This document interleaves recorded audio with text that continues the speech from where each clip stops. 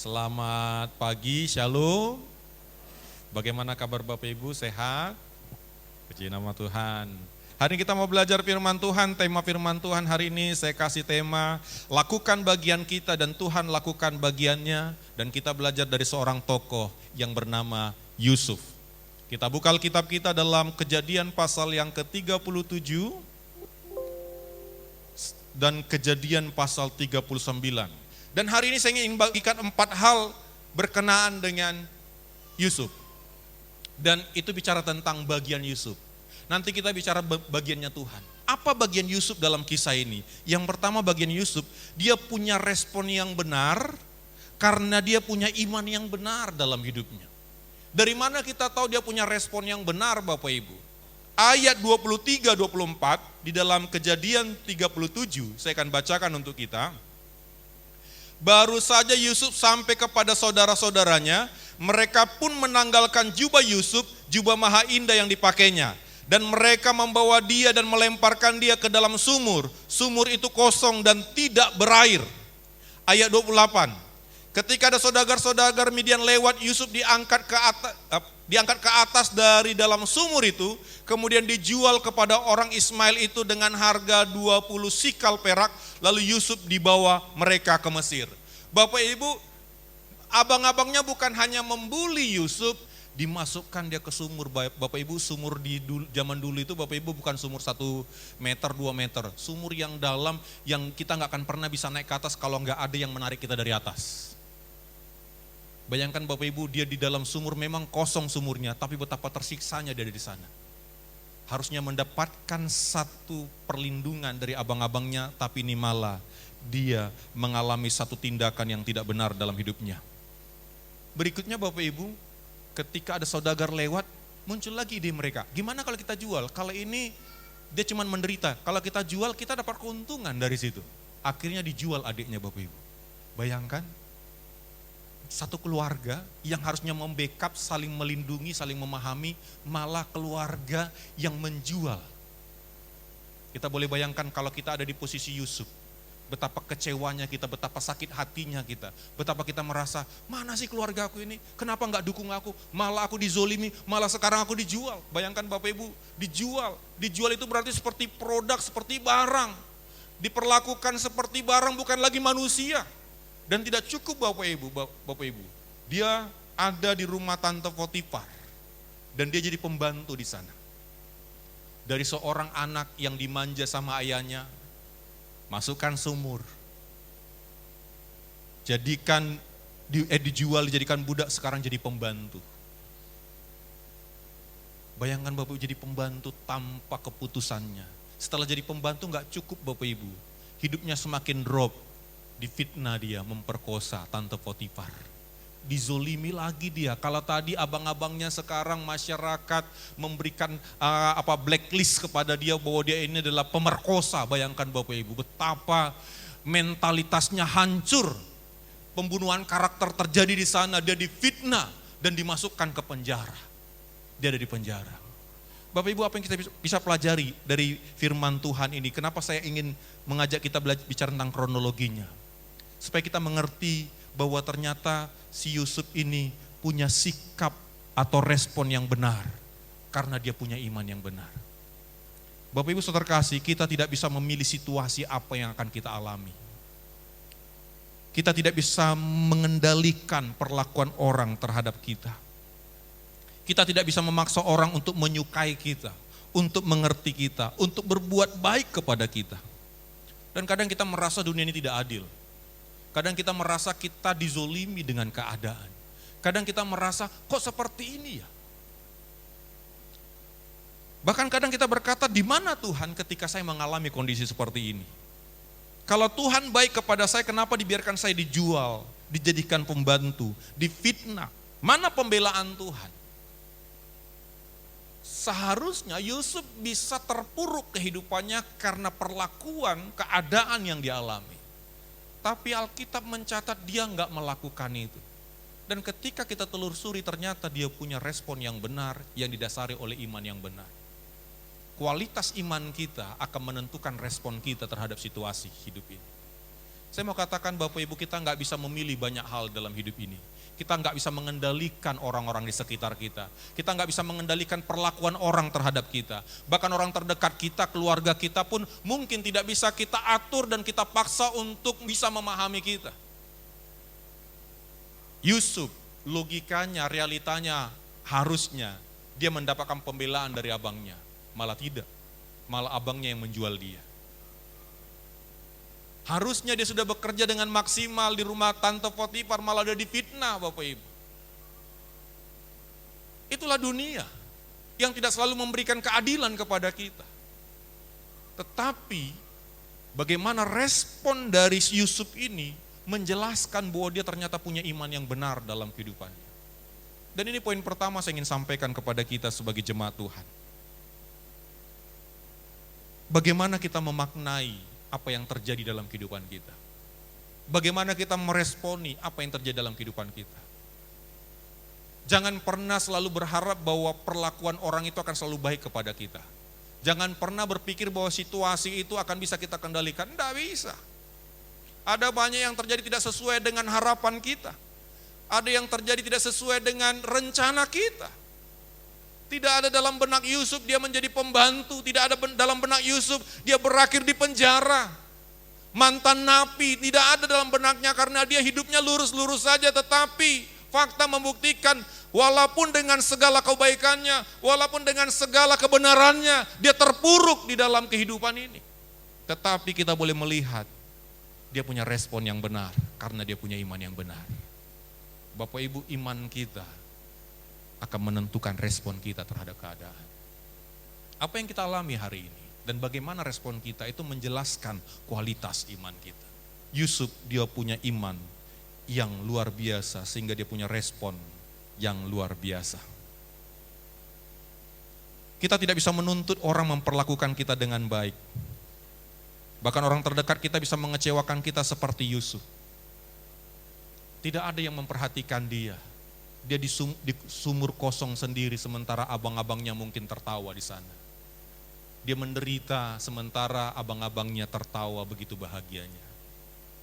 Dia dijual, dia harus diperbudak sementara abangnya menikmati hasil penjualan itu. Kadang kita dirugikan, kadang kita mendapatkan perlakuan yang tidak wajar, tidak normal.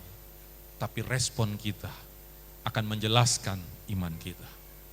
Poin yang pertama ini saya ingin bergaris bawahi, yuk punya respon yang benar terhadap kehidupan ini, amin. Yuk punya respon yang benar. Yusuf punya respon yang benar, itu yang pertama. Yang kedua, Yusuf ini ternyata pribadi yang dapat dipercaya.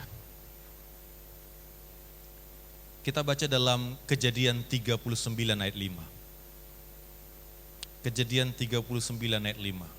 Saya akan baca untuk kita. Sejak ia memberikan kuasa dalam rumahnya dan atas segala miliknya kepada Yusuf, Tuhan memberkati rumah orang Mesir itu karena Yusuf, sehingga berkat Tuhan ada atas segala miliknya, baik yang di rumah maupun yang di ladang. Segala miliknya diserahkannya kepada kekuasaan Yusuf, dan dengan bantuan Yusuf ia tidak usah lagi mengatur apa-apa selain daripada makanannya sendiri. Bapak Ibu, yang kedua, Yusuf ini adalah pribadi yang bisa dipercaya Bapak Ibu. Bayangkan Bapak Ibu, dia di dalam sebagai pembantu, dipercayakan dia mengerjakannya, ternyata dia bertanggung jawab dengan pekerjaannya. Itu yang kedua saya sampaikan. Yang pertama tadi saya sampaikan dia punya respon yang benar, karena dia punya iman yang benar. Yang kedua, dia dapat dipercaya. Inilah bagian Yusuf, dia dapat dipercaya. Dia bertanggung jawab dengan apa yang dipercayakan. Dia mengerjakan tugasnya dengan maksimal, dengan baik, dengan rajin. Kadang tugas yang kita kerjakan bukan keinginan kita, tapi mari kita belajar setia mengerjakannya. Saya yakin Yusuf tidak pernah memilih jadi pembantu. Tidak ada dalam benaknya cita-citanya jadi pembantu. Dapat dipercaya Bapak Ibu. Kita boleh bayangkan tidak ada dalam benaknya dia akan menjadi seorang pembantu. Tidak pernah dia melamar jabatan apa yang diinginkan, pembantu, asisten rumah tangga, enggak ada Bapak Ibu. Tapi ketika dia dipercayakan tugas yang mungkin bukan keinginannya, tapi dia belajar bertanggung jawab dan dapat dipercaya. Bapak Ibu, terkadang kita enggak bisa memilih pekerjaan apa yang tepat bagi kita. Terkadang bukan keinginan kita, tapi ketika kita dikasih tanggung jawab, kita dapat dipercaya apa enggak? Yusuf dapat dipercaya. Berapa banyak orang di dalam pekerjaannya karena dia merasa itu bukan bidangnya, dia asal-asalan bekerja. Dia enggak maksimal bekerja. Bahkan ada orang bekerja hanya cari muka. Ketika datang mandornya, datang bosnya, nyapu dia. Ketika pergi, enggak nyapu dia. Ya. Tapi Yusuf, dia dapat dipercaya. Dia bertanggung jawab dengan tugas yang dipercayakan kepadanya. Bahkan dicatat bahwa segala miliknya, milik Potifar itu diserahkannya kepada kekuasaan Yusuf. Bahkan dia masuk kategori pembantu teladan. Dapat apresiasi, dapat penghargaan karena dia dapat dipercaya. Ayat 5 dikatakan dalam Kejadian tadi, bagaimana segala sesuatu, bahkan ayat 22, ketika dia di penjara. Saya langsung bacakan semuanya supaya Bapak Ibu bisa langsung paham ayat 22, pasal 39. Sebab itu kepala penjara mempercayakan semua tahanan dalam penjara itu kepada Yusuf. Dan segala pekerjaan yang harus dilakukan di situ, dialah yang mengurusnya. Wow, luar biasa Bapak Ibu. Menjadi pembantu dia dapat dipercaya, ketika dia di penjara pun dia dapat dipercaya. Berapa banyak hari-hari ini orang gak bisa lagi dipercaya Bapak Ibu. Ada kesempatan sedikit saja bermain, ada kesempatan sedikit saja melakukan hal-hal yang gak benar. Tapi Yusuf membuktikan integritasnya bahwa dia adalah pribadi yang dapat dipercaya. Anak-anak, apakah engkau dipercaya sama orang tuamu di rumah? Kalau engkau di rumah, berangkas dikunci serapat-rapatnya, kamar dikunci. Berarti ada yang salah dengan dirimu, kurang dipercaya. Tapi ketika orang tuamu pergi 1 minggu, berangkat gitu ya, dititipkan kunci kamar. Dibilang, nak di kamar ada 5 miliar ya, jaga ya nak ya. Ada orang tua yang nitipkan kunci sama anaknya gitu, tolongnya dijaga ya. Ketika engkau dikasih tanggung jawab, kerjakan dengan maksimal. Mungkin kita berpikir, ini enggak tempatku, ini enggak bidangku. Tapi ketika kita lakukan, Yusuf mana bidangnya jadi pembantu. Enggak bidangnya jadi pidana. Tapi kalau Tuhan izinkan di dalam kondisi seperti itu, dia belajar dapat dipercaya dengan tugasnya. Berapa banyak orang terus mengeluh dengan tugasnya tanpa mau melakukan dengan maksimal. Inilah namanya melakukan bagian kita. Karena setiap kehidupan kita seperti saya sampaikan 2 minggu yang lalu, ada dalam perhatian Tuhan. Aku tahu segala yang kamu lakukan itu ini loh Mas. Jangan menyalahgunakan wewenang jabatan yang kita miliki. Setia pada perkara kecil, jujur dalam pekerjaan, rajin sekalipun tidak terlihat atau diawasi. Yang ketiga, tidak kompromi dengan dosa. Takut akan Tuhan, tidak kompromi dengan dosa. Ayat 39, pasal 39 ayat 9. Bahkan di rumah ini ia tidak lebih besar kuasanya daripadaku, dan tiada yang tidak diserahkannya kepadaku selain daripada engkau, sebab engkau istrinya. Bagaimana mungkin aku melakukan kejahatan yang besar ini dan berbuat dosa terhadap Allah? Bapak Ibu, Yusuf tidak kompromi dengan dosa. Hari-hari ini dosa tidak lagi sesuatu yang dianggap jahat. Dosa tidak dianggap lagi satu kejahatan. Orang dengan semena-mena, dengan seenaknya melakukan dosa tanpa ada rasa bersalah hari-hari ini.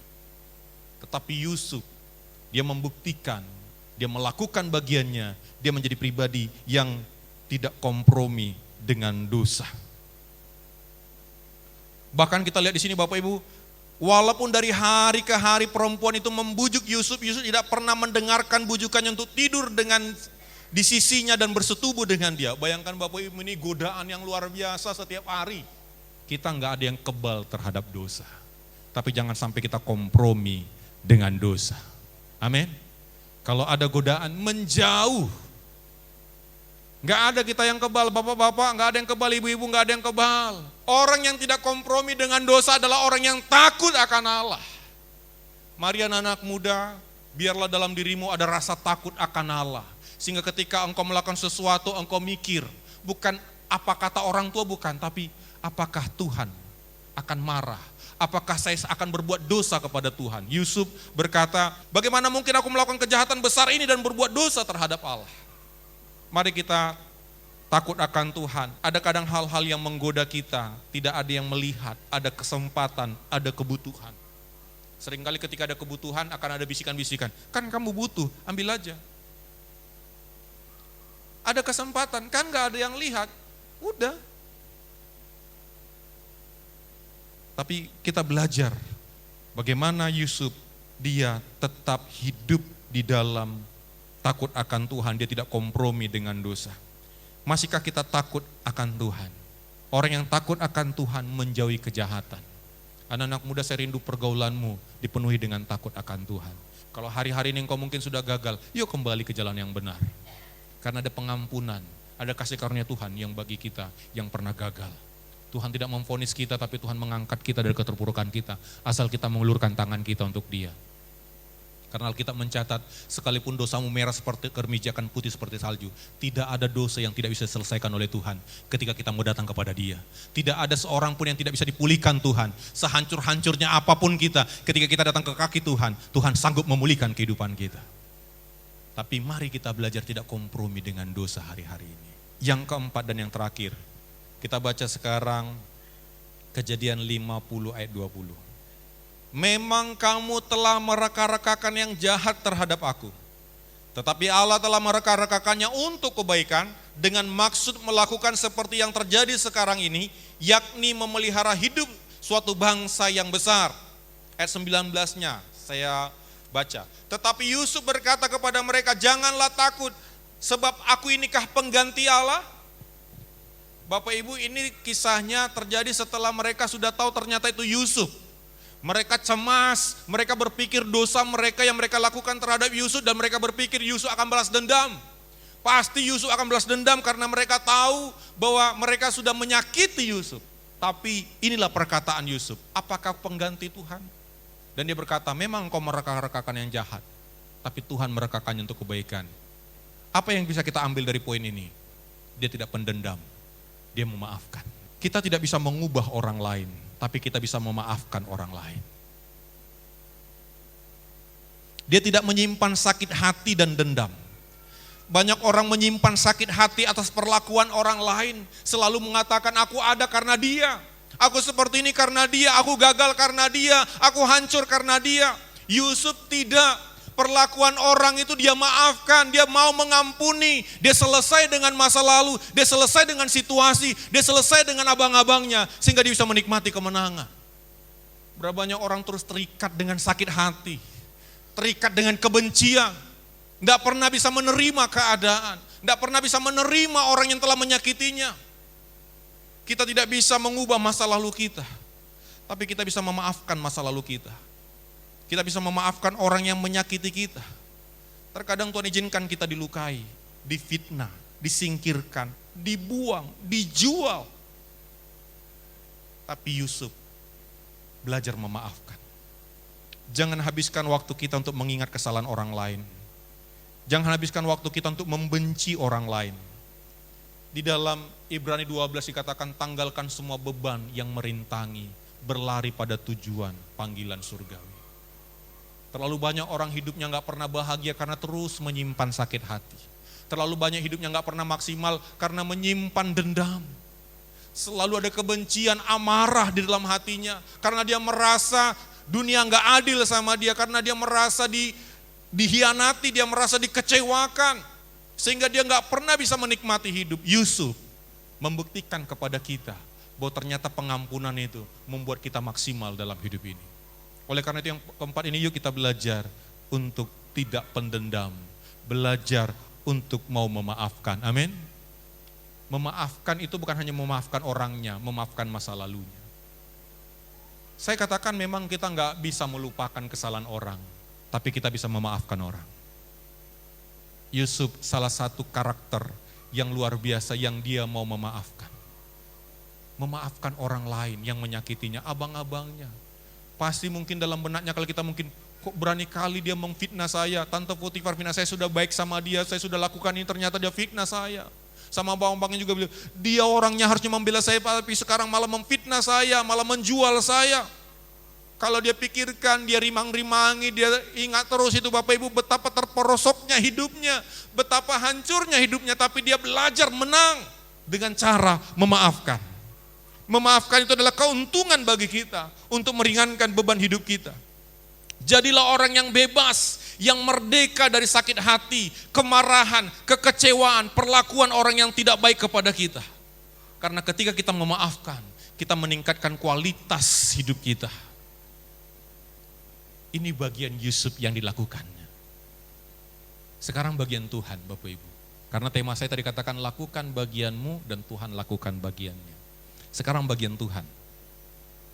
Di pasal 39 ayat 2 sampai 4. Tuhan menyertai Yusuf sehingga ia menjadi seorang yang selalu berhasil dalam pekerjaannya. Maka tinggallah ia di rumah tuannya orang Mesir itu. Ayat 4, maka Yusuf mendapat kasih tuannya dan ia boleh melayani dia. Kepada Yusuf diberikan kuasa atas rumahnya dan atas segala miliknya diserahkannya pada kekuasaan Yusuf. Bapak Ibu, saya mau katakan seperti ini. Penyertaan Tuhan bukan meniadakan masalah.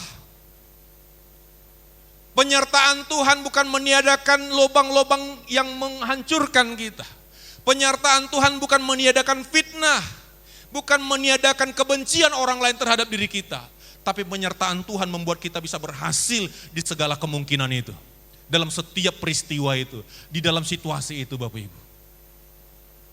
Penyertaan Tuhan tidak mencegah abang-abangnya untuk membuli Yusuf.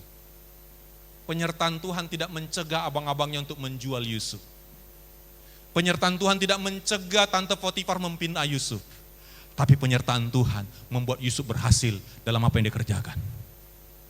Bapak Ibu, ketika kita bicara penyertaan Tuhan, bukan bicara bahwa kita dilindungi dari semua hal sehingga diluputkan dari apapun, dari segala perlakuan manusia, enggak. Tapi bagaimana kita mampu berhasil di dalam kehidupan kita. Yusuf berhasil sebagai seorang pembantu. Bahkan kalau kita baca di pasal 39, di penjara pun dia berhasil dan akhirnya Bapak Ibu, dia naik level Perdana Menteri. Yusuf disertai Tuhan. Tuhan menyertai Yusuf sehingga ia menjadi seorang yang selalu berhasil dalam pekerjaannya. Inilah bagian Tuhan. Supaya kita memahami arti penyertaan Tuhan. Seringkali kita berpikir, Tuhan jauhkan saya. Penyertaan Tuhan terkadang bukan menyembuhkan penyakit kita, tapi boleh bertahan di dalam setiap fase kehidupan kita, walaupun penyakit itu masih ada dalam diri kita. Penyertaan Tuhan tidak mencegah perlakuan yang tidak wajar dari orang lain terhadap kita. Yang kedua, penyertaan Tuhan memakai keadaan untuk membentuk karakter kita. Penyertaan Tuhan memakai situasi untuk meningkatkan kualitas diri kita, mengupgrade diri kita. Fitnahan dari Tante Potifar, perlakuan dari abang-abangnya memperkuat mentalitasnya karena dia disiapkan sebagai seorang pemimpin yang hebat dan setiap apa yang dia alami itu ternyata memperkuat karakternya. Bukankah dalam Roma 8:28 dikatakan, sekarang kita tahu bahwa Allah turut berkarya untuk mendatangkan kebaikan. Apa itu kebaikan? Pembentukan karakter dalam kehidupan kita. Karakter kita semakin ditingkatkan kualitasnya. Yusuf disertai Tuhan dan penyertaan Tuhan. Tuhan memakai keadaan sekitar, situasi, orang-orang di sekitarnya untuk meningkatkan kualitas dari Yusuf. Yang ketiga, penyertaan Tuhan. Tuhan memakai situasi menjadi fase-fase yang kita lewati untuk menikmati kemenangan. Kesuksesan menurut dunia pasti tahapannya naik, levelnya naik.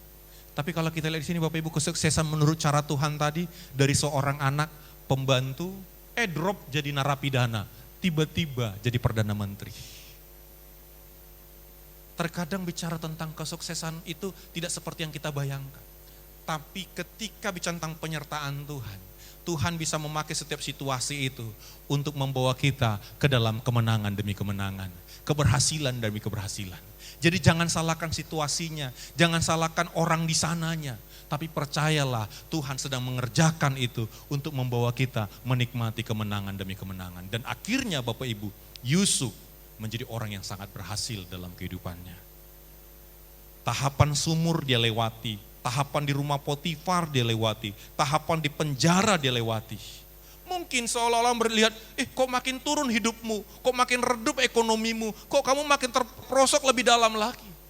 Tapi ketika kita bisa memaknai dengan positif, kita berespon yang benar, kita tetap dipercaya dalam kondisi seperti itu. Ternyata itu bukan akhir dari segalanya, ternyata itu membuat kita semakin naik level lebih tinggi lagi. Makanya saya selalu katakan Bapak Ibu, jangan pernah kasih titik kalau Tuhan masih berikan koma. Keterpurukan kita bukan akhir segalanya. Terkadang ketika kita bisa menikmati itu dan berespon positif, kita dapat dipercaya dalam kondisi seperti itu, kita menjaga integritas kita, tidak kompromi, dan kita tidak menyalahkan keadaan. Ternyata cara Tuhan membawa kita menikmati berkat-berkat Tuhan dalam kehidupan kita. Siapa yang tahu Yusuf menjadi orang hebat? Abang-abangnya sudah melupakannya, bapaknya sudah yakin dia sudah mati. Tetapi di pasal 50 ini, mereka terpesona bagaimana Tuhan mengerjakannya. Oleh karena itu, di siang hari ini yuk kita bersama-sama lakukan bagian kita. Mungkin dunia gak adil sama kita, mungkin banyak hal yang tidak seperti yang kita harapkan. Lakukan saja bagian kita, amin. Punya respon yang benar, dengan karena iman yang benar. Kadang kita berpikir harusnya seperti ini, harusnya saya seperti ini, harusnya. Kita itu selalu kecewa gara-gara kita selalu menuntut harusnya. Ketika kita nggak mendapatkan, kita mulai kecewa, kita mulai menyalahkan banyak hal. Tapi mari kita belajar bersama-sama dalam firman Tuhan ini. Situasi yang terjadi, itulah cara Tuhan membawa kita kepada tujuan rencananya dalam kehidupan kita. Tidak peduli hari-hari ini bagaimana kondisimu, itu bukan akhir dari segalanya. Tuhan ingin membawa engkau naik, tetaplah benar di dalam kondisi itu. Jangan kondisi itu menghancurkan engkau, tapi Tuhan sedang melihat pemurnian karaktermu lewat kondisi itu. Oleh karena itu pada siang hari ini yuk kita bersama-sama merenungkan firman Tuhan ini. Percayalah, penyertaan Tuhan membuat Yusuf berhasil. Saya yakin sampai sekarang Tuhan menyertai kita, amin. Penyertaan Tuhan bukan meniadakan pergumulan kita. Penyertaan Tuhan bukan mempermulus langkah kita. Penyertaan Tuhan bukan membuat jalan pintas hidup kita. Tapi penyertaan Tuhan membuat kita berkemenangan dalam setiap situasi yang kita hadapi.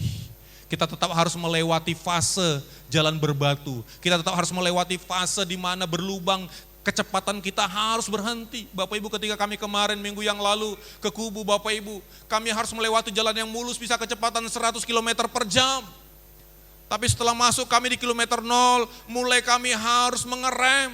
Terkadang kami harus berhenti karena melihat mana jalan yang harus kami lewati karena terlalu dalam lubangnya. Dan terkadang kami harus mundur sejenak untuk berputar, cari jalan yang lebih baik lagi. Dan terkadang kami harus berhenti karena kemarin banjir yang begitu luar biasanya. Ada banyak cara mungkin kita berpikir, apakah Tuhan tidak memberkati kami dalam perjalanan? Kita mungkin berkata, Tuhan lindungi saya dalam perjalanan, tuntun saya. Kenapa? Kami pengennya cepat sampai, tapi terkadang Tuhan izinkan. Tetapi penyertaan Tuhan ada dalam situasi itu. Kami sampai dengan selamat, kami boleh melayani dengan diberkati Tuhan. Oleh karena itu hari ini yuk kita bersama-sama melakukan bagian kita.